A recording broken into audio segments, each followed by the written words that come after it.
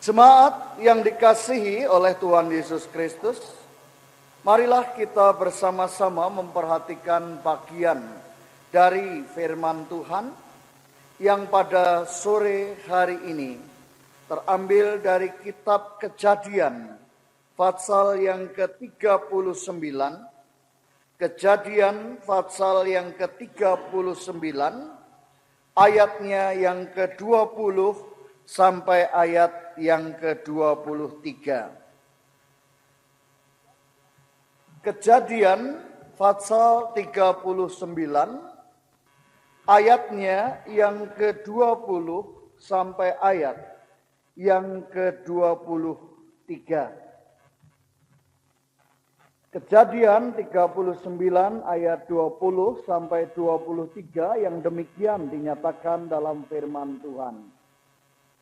Lalu Yusuf ditangkap oleh tuannya dan dimasukkan ke dalam penjara, tempat tahanan raja dikurung. Demikianlah Yusuf dipenjarakan di sana. Tetapi Tuhan menyertai Yusuf dan melimpahkan kasih setianya kepadanya dan membuat Yusuf kesayangan bagi kepala penjara itu. Sebab itu kepala penjara mempercayakan semua tahanan dalam penjara itu kepada Yusuf, dan segala pekerjaan yang harus dilakukan di situ dialah yang mengurusnya. Dan kepala penjara tidak mencampuri segala yang dipercayakannya kepada Yusuf, karena Tuhan menyertai dia, dan apa yang dikerjakannya dibuat Tuhan berhasil. Ayat ke-21 menjadi perenungan kita yang demikian firman Tuhan. Tetapi Tuhan menyertai Yusuf dan melimpahkan kasih setianya kepadanya dan membuat Yusuf kesayangan bagi kepala penjara itu. Sampai demikian jauh pembacaan firman Tuhan yang berbahagia ialah setiap kita yang selalu rindu untuk mendengar firman Tuhan, menyimpan dan mencoba melakukan dalam kehidupan nyata ini. Haleluya. Jemaat yang dikasihi oleh Tuhan Yesus Kristus. Kalau ada jemaat yang pergi keluar kota, saudara-saudara, atau jemaat yang pergi ke luar negeri, dan jemaat ini pamit kepada saya sebagai gembalanya, sebagai pendetanya. Biasanya saya selalu mengatakan, Bapak, Ibu, saudara-saudari, selamat jalan. Kalau mereka pergi untuk sekedar berekreasi, saya katakan selamat bersenang-senang. Atau kalau mereka pergi untuk menghantar saudaranya yang sakit, saya katakan berjuanglah dalam pengobatan yang dilakukan. Dan kemudian saya mengatakan doa saya, doa kami menyertai Bapak, Ibu, saudara-saudari, dan percayalah bahwa Tuhan menyertai Bapak, Ibu, saudara-saudari. Saudara, perkataan ini selalu saya katakan kepada jemaat yang menyatakan diri akan keluar kota atau keluar negeri. Saya selalu mengatakan percayalah Tuhan menyertai saudara seperti Tuhan menyertai anak-anaknya. Karena saudara dan saya adalah anak Tuhan. Tetapi saudara-saudara, mungkin banyak di antara kita yang mengatakan ini pendeta ngomong begitu karena dia pendeta atau apa? Atau pendeta ini sudah terbiasa mengatakan Tuhan menyertai saudara sehingga pernyataan saya itu lamis, hanya sekedar pemanis bibir. Saya katakan tidak, saudaraku. Saya katakan memang bahwa apa yang saya nyatakan bahwa Tuhan menyertai saudara, dan saya mendoakan saudara itu adalah iya dan benar, bukan sekedar lamis saja. Sebab memang saudara-saudara, di dalam kehidupan ini kita melihat penyertaan Tuhan itu sebenarnya merupakan satu perkara yang sangat penting di dalam hidup dan kehidupan ini. Tetapi kita sudah terlanjur memakai kata Tuhan menyertai, Tuhan memberkati itu hanya sekedar pemanis bibir. Hanya sekedar lamis, hanya sekedar kebiasaan. Sebagai contoh kalau kita datang di pernikahan, kita mengatakan, oh saudaraku selamat ya. Semoga Tuhan menyertai keluarga saudara yang baru. Kalau kita datang di kematian, kita mengatakan saudaraku, saya ikut berduka cita. Dan semoga Tuhan menyertai dan menguatkan saudara. Kita datang dalam beston pernikahan, beston ucapan syukur masuk rumah, beston ulang tahun. Kita selalu mengatakan selamat, semoga Tuhan menyertai. Tetapi saudara-saudara, pernyataan ini seringkali hanya lamis. Seringkali kita hanya mengatakan itu sebagai pernyataan bahwa Tuhan menyertai saudara. Tetapi saudara-saudara yang dikasihi oleh Tuhan Yesus Kristus, sadarkah kita bahwa penyertaan Tuhan itu merupakan perkara yang sangat-sangat penting di dalam hidup dan kehidupan ini? Pernahkah kita berpikir bahwa penyertaan Tuhan itu bukan perkara sekedar kita ngomong, sekedar lamis, sekedar basa-basi, sekedar pemanis bibir, Tuhan menyertai saudara? Tetapi sebenarnya penyertaan Tuhan itu merupakan satu hal yang amat penting di dalam hidup dan kehidupan ini. Pernahkah Bapak Ibu saudara-saudari berpikir jikalau Bapak Ibu dalam pernikahan Bapak Ibu tidak disertai dengan Tuhan? Apa yang terjadi? Banyak sekali masalah dan persoalan yang kita hadapi dan bagaimana kita bisa mengatasi itu? Bagaimana kita bisa mengatasi penyesuaian dari kebiasaan antara suami dan istri?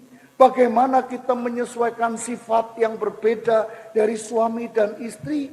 Jikalau Tuhan tidak menyertai, maka apa yang terjadi saudara? Biasanya kehancuran demi kehancuran pernikahan itu sampai kepada perceraian itu terjadi di sana. Dan ini yang terjadi dalam hidup dan kehidupan ini. Pernahkah saudara memperhatikan, terlebih khusus bagi Bapak Ibu yang pernah mengalami kedukaan karena ditinggal oleh orang yang dikasihi? Pernahkah Bapak Ibu menyatakan dan mengatakan apa yang terjadi jikalau Tuhan tidak menyertainya? Dengan ditinggalkan oleh istri, oleh suami, oleh anak, oleh orang tua yang kita kasihi. Bagaimana kita bisa menghadapi kehidupan itu? Orang lain seringkali ngomong, orang lain seringkali mengatakan, oh enggak apa-apa, nanti kan makin lama kan makin lupa, dia kan nanti sudah akan bisa mengatasi. Siapa yang mengatakan itu? Bagi orang yang mengalami itu tidak mungkin itu bisa terjadi. Tetapi saudaraku, jikalau tidak bersama dengan Tuhan, jikalau Tuhan tidak menyertai saudara, apa saudara mampu untuk menghadapi hidup dan kematian orang yang dikasihi itu sendiri? Ini yang seringkali tidak kita sadari. Juga di dalam beston pernikahan, beston ulang tahun, beston untuk rumah yang baru, beston untuk ucapan syukur yang lain. Jikalau beston itu tidak dengan penyertaan yang dari Tuhan, maka persekutuan itu tidak lebih daripada makan bersama atau pesta bersama. Ini yang kita lihat bukan? Jadi saudara-saudara, penyertaan Tuhan di dalam hidup itu merupakan satu perkara yang luar biasa, yang seharusnya menjadi kerinduan bagi kita. Tentu pada sore hari ini saya mempertanyakan saudaraku, apakah saudara juga rindu untuk hidup disertai oleh Tuhan? Apakah saudara rindu untuk hidup bersama dengan penyertaan Tuhan? Apakah saudara rindu hidup rumah tangga saudara, keluarga saudara, hidup di dalam penyertaan Tuhan? Apakah saudara rindu masa depan saudara itu ada di dalam penyertaan Tuhan? Jikalau saudara merindukan itu, saya ingin mengajak saudara untuk melihat pada sore hari ini tentang seorang tokoh yang sangat-sangat dipimpin dan disertai oleh Tuhan. Tokoh yang begitu indahnya di dalam kehidupannya, dia disertai oleh Tuhan. Dan perjalanan penyertaan Tuhan itu luar biasa atas diri tokoh ini. Tokoh ini adalah tokoh yang bernama Yusuf, saudara. Siapa Yusuf? Kalau saudara-saudara memperhatikan kisah cerita daripada Yusuf ini, perjalanan Yusuf bukan perjalanan yang enak, saudara. Ketika dia berada di tengah saudara-saudaranya, saudara-saudaranya itu iri terhadap Yusuf. Saudara-saudaranya merasa begitu iri karena Yusuf diperhatikan lebih oleh ayahnya Yakub. Lalu apa yang terjadi? Saudara-saudaranya ini mengupayakan segala cara untuk menyingkirkan Yusuf. Dan akhirnya Yusuf disingkirkan dengan dimasukkan ke dalam sumur. Kemudian diangkat, dijual sebagai budak. Dan kemudian dibawa ke tanah Mesir sebagai budak dari Potifar. Di sana pemimpin di sana. Kemudian dia difitnah oleh istri dari Potifar. Dia dipenjarakan. Dan itulah kehidupan daripada Yusuf. Tapi saudara, apa yang luar biasa? Yang luar biasa di dalam pembacaan kita tadi, dikatakan di sana satu pernyataan yang sungguh-sungguh luar biasa di dalam ayat yang ke-21. Ketika firman ini menceritakan mengenai keberadaan Yusuf, lalu di ayat 21 dikatakan demikian. Tetapi Tuhan menyertai Yusuf dan melimpahkan kasih setianya kepadanya dan membuat Yusuf kesayangan bagi kepala penjara itu. Dalam ayat yang kedua, tetapi Tuhan menyertai Yusuf sehingga ia menjadi seorang yang selalu berhasil dalam pekerjaannya. Maka tinggallah ia di rumah tuannya, orang Mesir itu. Apa yang kita lihat di sana, saudara? Penderitaan-penderitaan yang dialami, masalah-masalah yang dialami oleh Yusuf, segala persoalan yang dialami oleh Yusuf itu terjadi. Tetapi firman Tuhan mengatakan dengan sangat jelas bahwa Tuhan menyertai Yusuf. Saudara, ini adalah pernyataan firman yang luar biasa. Dinyatakan bahwa Tuhan menyertai Yusuf. Kenapa Yusuf disertai Tuhan? Kenapa Yusuf disertai? Jikalau kita berbicara mengenai Yusuf dan berhenti pada masalah-masalah Yusuf, kita akan melihat bahwa penderitaan Yusuf itu luar biasa. Tetapi saudaraku, dikatakan tetap dalam firman Tuhan yang kita baca tadi, Tuhan menyertai Yusuf. Dan kita tahu bahwa akhir daripada kisah Yusuf ini adalah Yusuf diangkat sebagai raja muda di Mesir itu. Kita tahu bahwa kelanjutan dari kisah ini, Yusuf ditempatkan sebagai seorang raja muda yang mendapatkan kasih setia dari Tuhan. Walaupun perjalanan hidupnya penuh dengan lika-liku, tetapi penyertaan Tuhan itu tetap terjadi atas diri Yusuf. Saudara, kalau kita melihat kepada Yusuf ini, seharusnya kita juga pengen untuk mengerti kenapa Yusuf disertai oleh Tuhan. Kenapa Yusuf disertai oleh Tuhan? Apa rahasianya sehingga Yusuf mendapatkan penyertaan Tuhan? Dan tentunya saudaraku, jikalau itu terjadi dalam kehidupan kita, kita akan merasakan sukacita yang luar biasa jikalau Tuhan tidak pernah meninggalkan kita, bukan? Kalau kita perhatikan di dalam pembacaan-pembacaan ini, maka kita akan melihat yang pertama, saudara. Kenapa Yusuf itu mendapatkan penyertaan yang dari Tuhan? Yang pertama, Yusuf mendapatkan kasih karunia Tuhan. Yusuf mendapatkan penyertaan Tuhan Karena Yusuf tidak pernah menyimpan akar pahit di dalam hidupnya. Akar pahit ini apa, saudara? Akar pahit ini kebencian. Akar pahit ini apa? Akar pahit ini dendam. Akar pahit ini apa? Akar pahit ini iri hati. Saudara, Yusuf mendapatkan penyertaan Tuhan karena Yusuf tidak pernah membiarkan akar pahit itu dalam hatinya, saudara. Kalau kita melihat kisah Yusuf, bagaimana Yusuf itu dalam kehidupannya diperlakukan sedemikian jahatnya oleh saudara-saudaranya. Dimasukkan sumur, diangkat, dijual sebagai budak. Kemudian saudara-saudara mereka mengatakan bahwa Yusuf sudah mati. Kemudian mereka itu mengatakan bahwa Yusuf itu diterkam binatang buas. Yusuf itu dibuang oleh saudaranya. Dan suatu ketika saudaranya itu datang berhadap muka dengan Yusuf.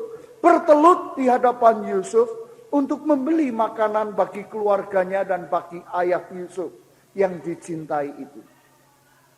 Apa yang harus dilakukan? Jikalau Yusuf membalas itu, jikalau Yusuf membalas dendam itu, apakah salah? Karena Yusuf diperlakukan tidak adil pada masa mudanya. Tetapi saudara-saudara, kehidupan Yusuf tidak demikian. Apakah Yusuf tidak terluka? Apakah hatinya tidak terluka? Iya, dia terluka oleh sikap dan perbuatan saudaranya. Tetapi dia tidak mendendam. Dia tidak menyimpan itu berkepanjangan. Dan itulah Yusuf. Saudara yang dikasihi oleh Tuhan Yesus Kristus, bagaimana dengan kita? Bahwa jikalau kita jujur dalam diri kita, ada banyak akar pahit yang terjadi dalam hidup kita, bukan? Mungkin akar pahit itu karena kita disakiti oleh istri kita. Mungkin akar pahit itu karena kita disakiti oleh suami kita. Atau kita disakiti oleh teman-teman kita, saudara-saudara kita, famili kita, teman dagang kita. Dan kemudian kita mengatakan, oh, saya tidak akan melupakan. Saya tidak akan membiarkan. Kalau sempat, saya akan membalas dendam saya itu. Ini akar pahit, saudara. Dan ini yang tentunya tidak dikehendaki Tuhan. Karena justru berkat penyertaan Tuhan itu terjadi atas diri Yusuf. Karena Yusuf itu membuang akar pahit yang seharusnya dia boleh lakukan. Yang seharusnya secara rasio kita bisa mengatakan bahwa dia layak melakukannya. Karena perlakuan yang tidak benar. Saudara yang dikasihi oleh Tuhan Yesus Kristus, mungkin perlakuan banyak orang terhadap kita menjadikan kita ini ada dalam situasi yang ingin membalas. Suatu situasi kebencian yang amat sangat. Tapi ketahuilah saudaraku bahwa firman Tuhan menyatakan kenapa Yusuf menerima kasih karunia Tuhan. Kenapa Yusuf menerima penyertaan Tuhan? Karena Yusuf dapat membuang akar pahit itu. Dan ini pun berlaku bagi setiap kita, saudara. Jikalau kita mau menerima penyertaan yang dari Tuhan, buanglah akar pahit di dalam hidup saudara. Yang kedua, saudara, apa yang terjadi dalam hidup Yusuf? Yusuf mendapat penyertaan Tuhan, saudara-saudara, karena di dalam situasi kehidupan yang sulit, yang sukar, Yusuf tidak pernah tidak. Dia melekatkan diri kepada Tuhan dan yang lebih indah, Yusuf melekatkan diri dalam setiap keadaannya.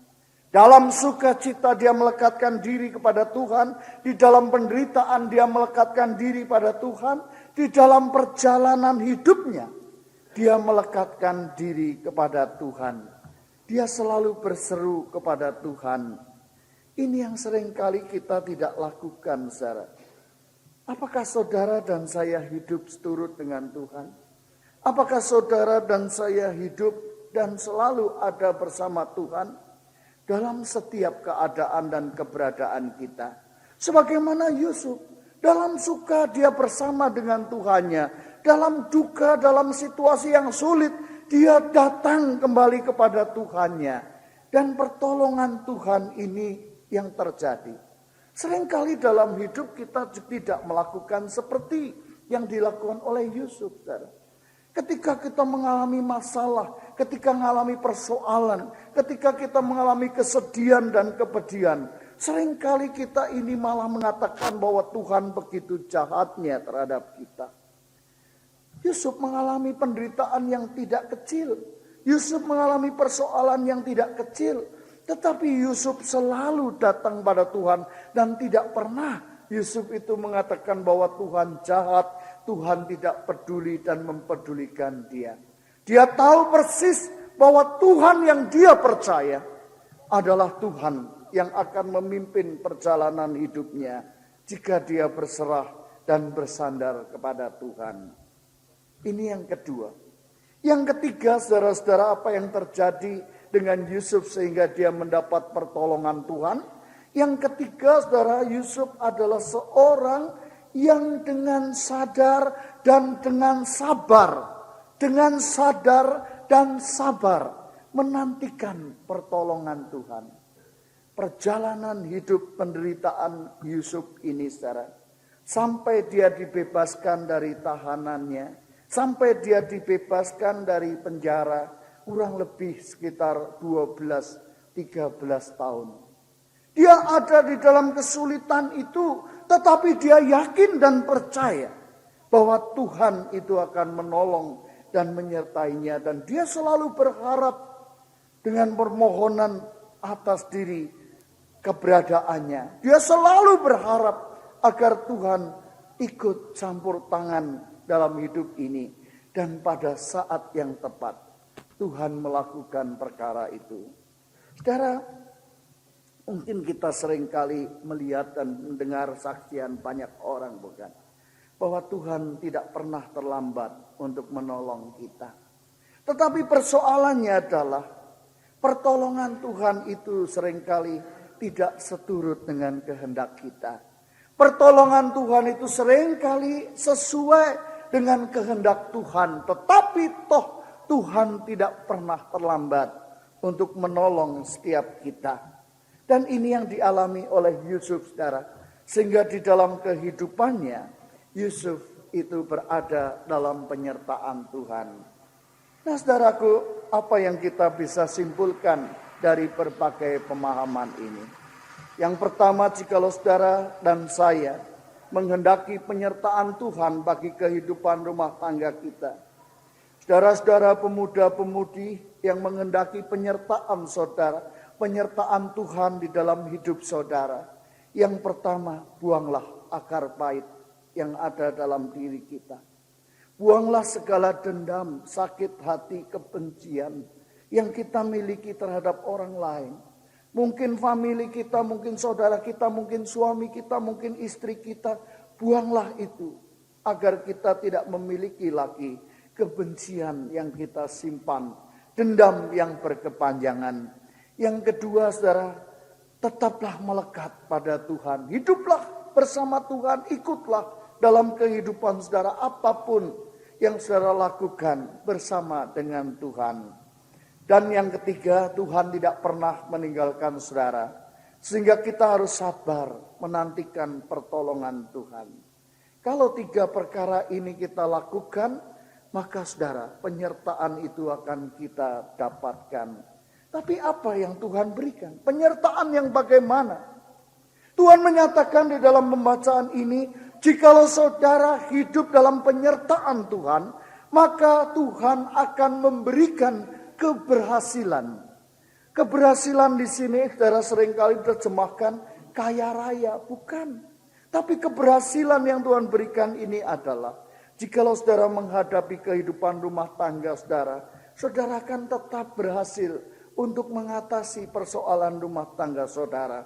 Saudara akan tetap berhasil untuk melangkah dalam perjalanan hidup saudara. Kalau saudara belajar dan saudara studi, Tuhan akan memberikan kepada saudara keberhasilan. Itulah janji Tuhan yang dinyatakan dan diberikan kepada Yusuf. Ketika Yusuf ada dalam penyertaan Tuhan, maka semua pekerjaan yang dilakukan berhasil. Kembali bukan dalam arti dia menjadi kaya raya. Itu bisa dan itu tentu dapat sekali dilakukan. Tetapi pemahaman firman ini lebih mengarah kepada pimpinan penyertaan Tuhan. Atau orang seringkali bilang bahwa ini menjadi orang yang tangan dingin. Apa-apa yang dilakukan berhasil. Itulah yang Tuhan katakan. Yang kedua, saudara, penyertaan Tuhan itu akan menjadikan apa? Menjadikan orang itu disukai oleh orang lain. Orang itu disukai oleh pimpinan. Kalau saudara hidup di dalam Tuhan, Tuhan menyertai saudara, maka saudara akan disenangi oleh banyak orang. Kita melihat di dalam firman Tuhan, Potifar menyenangi Yusuf. Kita melihat kepala penjara mengasihi Yusuf. Orang lain mengasihi Yusuf.